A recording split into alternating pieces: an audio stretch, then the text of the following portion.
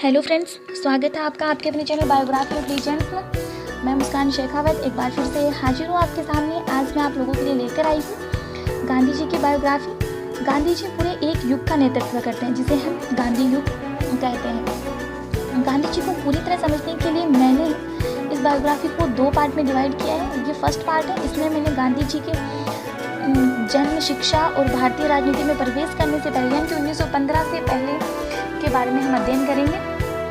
गांधी जी के जीवन को हम जानेंगे, उनके अहिंसा पर विचार और ट्रस्टीशिप के सिद्धांत के बारे में हम पढ़ेंगे। बीए फर्स्ट ईयर के स्टूडेंट जो पॉलिटिकल के, उनके लिए ट्रस्टीशिप का सिद्धांत और गांधी जी के अहिंसा पर विचार, यानी कि हमारा ये आज का वीडियो उनके लिए 20 नंबर की तैयारी है। और साथ ही मैंने सेकेंड वीडियो तैयार कर लिया है, मैं बहुत जल्द डाल दूंगी उसे।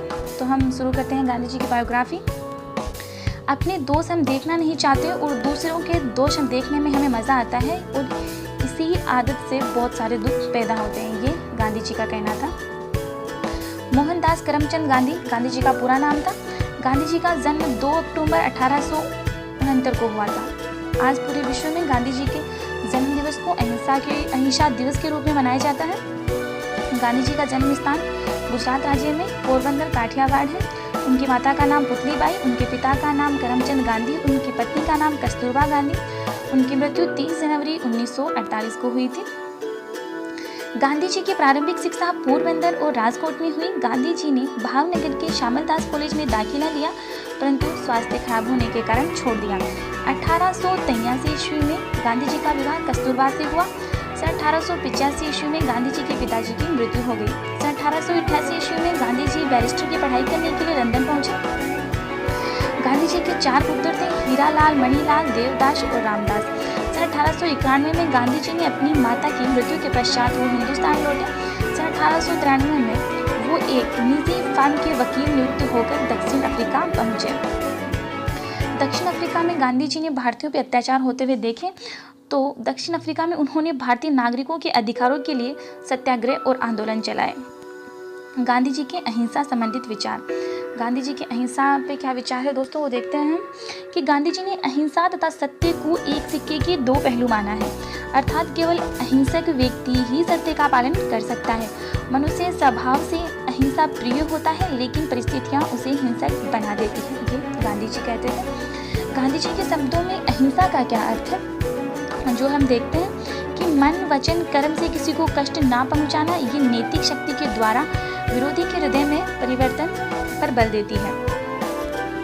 गांधी जी ने अहिंसा के जो 3 प्रकार बताए हैं वो इस प्रकार है। पहला है जागृत अहिंसा। जागृत अहिंसा के बारे में गांधी जी कहते हैं ये अहिंसा सर्वोत्कृष्ट है। ये अहिंसा का जो सर्वोत्कृष्ट रूप है, इसे केवल बहादुर व्यक्ति ही ग्रहण कर सकते हैं। इसमें व्यक्ति में असाधारण नैतिक बल होना चाहिए। इसे जीवन के सभी क्षेत्रों में अपनाया जा सकता है। ये कठोर से कठोर व्यक्ति को भी परिवर्तित करने की क्षमता रखती है। ये थी गांधी जी की जागृत अहिंसा। अब हम देखते हैं गांधी जी की औचित्यपूर्ण अहिंसा, जो गांधी जी ने सेकंड रूप बताया अहिंसा का, इसे व्यवहारिक अहिंसा भी कहते हैं। नैतिक शक्ति से संपन्न व्यक्ति इसे अपना सकता है। ये व्यवस्थित रूप से एक नीति के रूप में प्रयोग लाई जा सकती है। तीसरे हम देखते हैं कायरों की अहिंसा।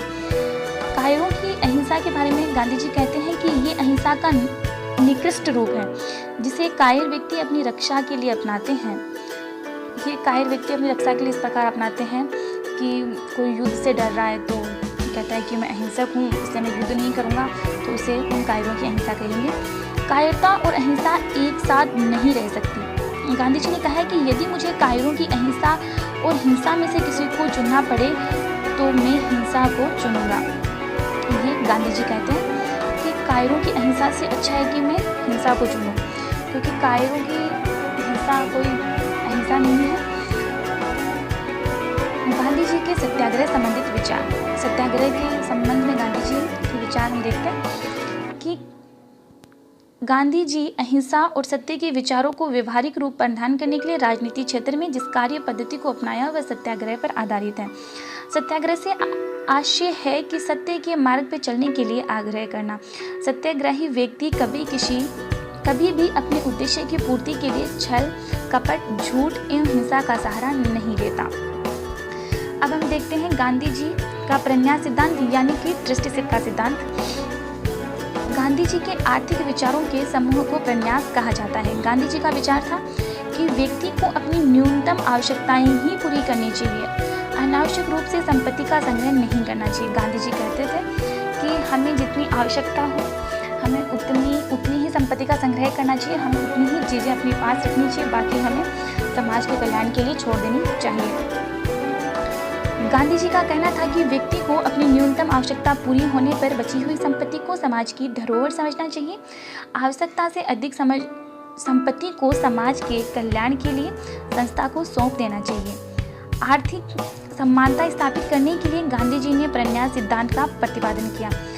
आर्थिक समानता को स्थापित करने के लिए जो गांधी जी ने प्रन्यास सिद्धांत का प्रतिपादन किया, गांधी जी कहते थे कि हमें जितनी चीज़ की आवश्यकता है हमें अपने पास उतनी ही रखनी चाहिए, बाकी को समाज की धरोहर समझ के समाज को सौंप देना चाहिए। यही गांधी जी का प्रन्यास यानी कि दृष्टिसिद्ध का सिद्धांत है।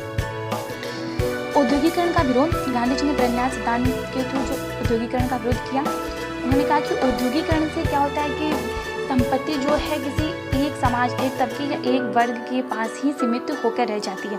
इसलिए प्रन्यास सिद्धांत के अकॉर्डिंग उन्होंने औद्योगिकरण का विरोध किया। कुटीर उद्योगों का समर्थन। उन्होंने जो कुटीर उद्योग, छोटे उद्योग थे, उनका समर्थन किया। अपरिग्रह। उन्होंने जेल धर्म से अपरिग्रह को अपनाया। उन्होंने कहा कि हमें संग्रह नहीं करना चाहिए संपत्ति का। वर्ग सहयोग की धारणा। और गांधी जी ने जहाँ वर्ग संघर्ष की धारणा चली थी वहाँ वर्ग सहयोग की धारणा को अपनाया और इसे प्रन्यास सिद्धांत को प्रतिपादित किया उन्होंने। और गांधी जी कभी भी व्यक्तिगत संपत्ति के विरोधी नहीं थे, उन्होंने व्यक्तिगत संपत्ति का समर्थन किया। ओके फ्रेंड्स, उम्मीद करती हूँ कि आपको वीडियो पसंद आया होगा। फिर से गांधी जी के सेकंड पार्ट के साथ मिलते हैं। तब तक के लिए बाय बाय, टेक केयर, अपना ख्याल रखना।